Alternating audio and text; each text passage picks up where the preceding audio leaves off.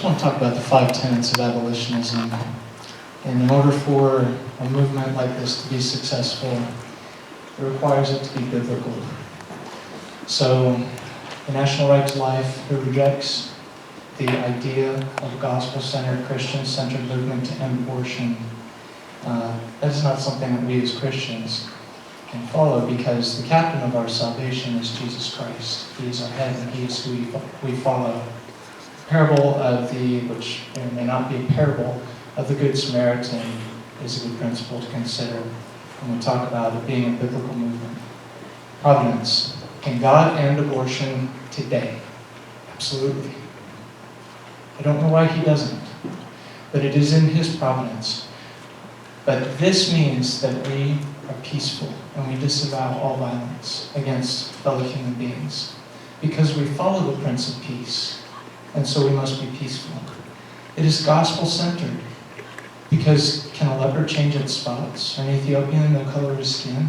No, it is the gospel that changes people's hearts. And when we preach the gospel, that is what changes hearts. It must be body-driven. And so the church must rise up. Think about this, there are over 1,000 churches in the greater Little Rock metro area, and only a handful of people, handful of believers, everyone. What if one person got convicted from each of those assemblies and came out on a Saturday morning? And finally, immediate and uncompromising.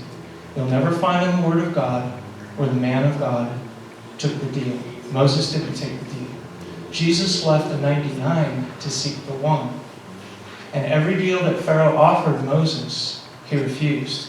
So when we say immediate, we don't mean now or nothing. We mean that we will not sacrifice any child for the sake of expediency. And it is political expediency.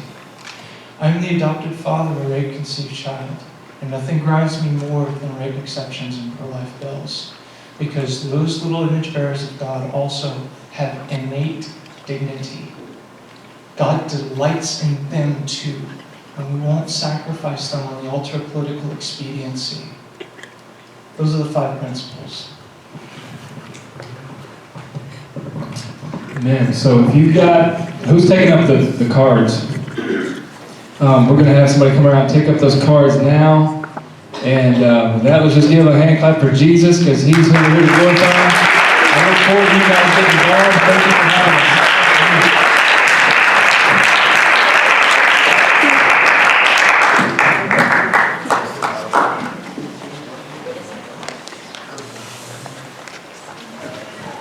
I guess that's